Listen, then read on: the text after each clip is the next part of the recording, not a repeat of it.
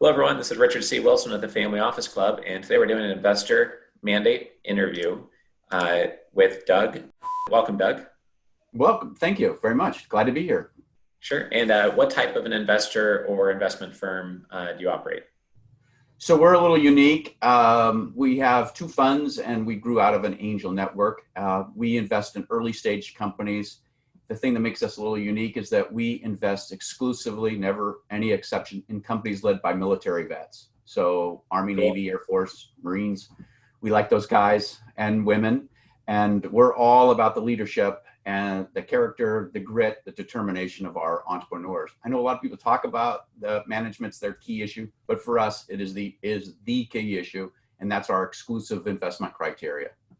Yeah, that's cool. I've got a joint venture agreement, like a 10 to $15 million deal. We're negotiating with a vet-run investment firm now, and I like his operational excellence that he has there. I can tell he has that because he's ex-military in part, and he only hires veterans.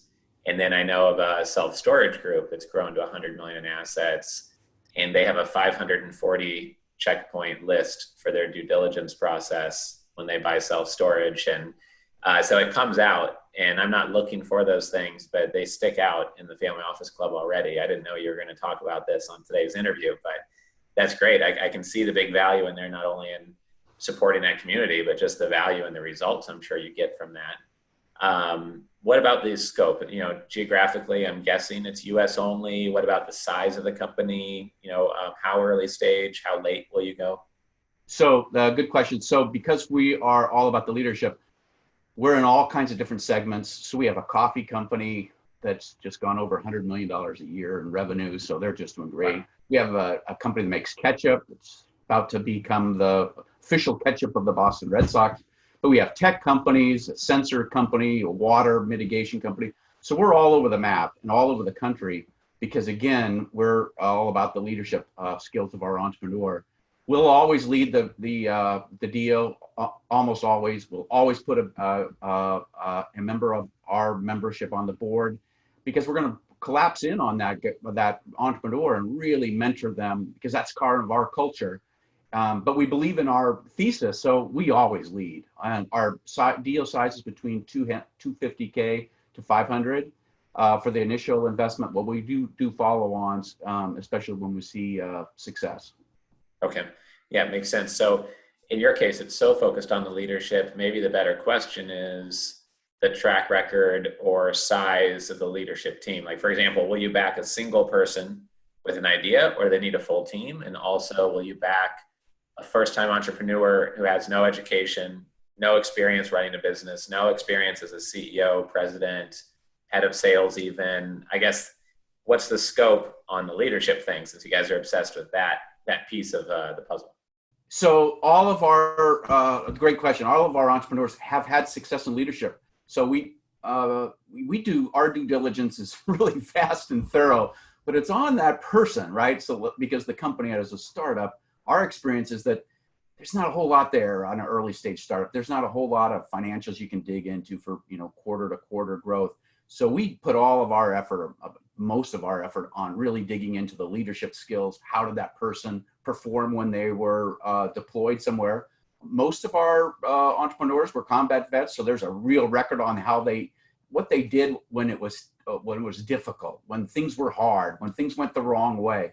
And boy, has that paid off. And when COVID happened, our entrepreneurs across the board really shined. We've never had the explosive growth in our companies that we've had over the last 3 months. Maybe some of it's luck, but I think a lot of it is because our entrepreneurs are they're programmed to with the grit and the determination to find a way out of the situation that they're in. Right. Yeah, I've definitely seen that those companies that doubled down on energy and taking high action when things were starting to go wrong for them have been rewarded outsized compared to those who are just very careful and trying to weather the storm by not doing anything. I think those people have really gotten damaged during this. And some, like you said, they were just either in a bad space or they're unlucky and they got crushed despite being great leaders. I'm sure there's many of those as well that might be listening to this, but yeah, I appreciate those comments. any other things that you want to, we have such a unique space that you're focused on. Is there any other insights that you want to provide on that community you're focused on, or maybe a top investor insight that you want to share that's related to ex-military or not? So, yeah, I mean, the interesting thing that we found, we're unique in that we have a dedicated deal flow, so it all comes to us because, well, I've heard you say this in the past of who do you want to be a hero to? And, you know, if you pick your sandbox and you are good at that sandbox, there's just natural benefits that flow from that. I mean, in our case, you know, I'm an ex-military guy myself, and a lot of our investors are, so we have an affinity for this. But boy, there's just benefits that come from that. And then now we're as we see growth, we're seeing that our ability to go into other, attract other investors is really growing. And it's really a function that only 1% of the population in the United States has ever served on active duty.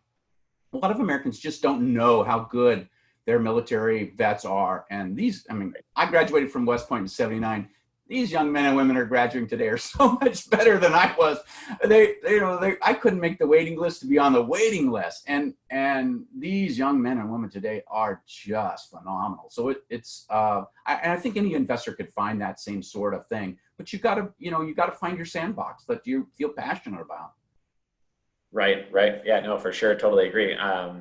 Just before this, I was on the Zoom call here with Vanessa on our team. We were planning out our live workshops for the next 5 months. And we're going to be going over, for those who haven't watched those, 3 to 4 hours worth of content that's different for each of those workshops. And we're going to talk about picking your sandbox and where to dig in to get better deal flow and natural investor flow, et cetera. So I appreciate you bringing that up. Great. Well, any last insights before we run out the interview? So we want to try to keep this relatively short, but I'm sure we could talk for a long time about this, but any last comments you'd like to make? Well, I would just say, again, the sandbox thing issue is a really important one. I think America's a great country with unbelievable people and talent all over the place. I think the biggest sadness I see is that a lot of the investment seems to be narrowly focused in one or two regions and on just tech or growth companies. Wow, we're such a diverse, wonderful country. You can find talent and wonderful companies all over the place. And I would just encourage people to do their own thing and not try to just mimic the success that some other group has had. For sure. Everything that we've done that's succeeded, it was because it was slightly different or very different than everyone else, not a me also, type tack on approach. So appreciate you emphasizing that. Great. Well, if anyone would like to get in touch with Doug, just let our team know. It's one of the benefits of membership in the Family Office Club. Help get you connected to people you see here on the investor mandates or discussion panels or live summits coming up that'll be virtual. And we're happy to make that connection to share deal flow or invest together or strategically work together in some way that would help you both. So appreciate your time here today, Doug. Well, thank you very much.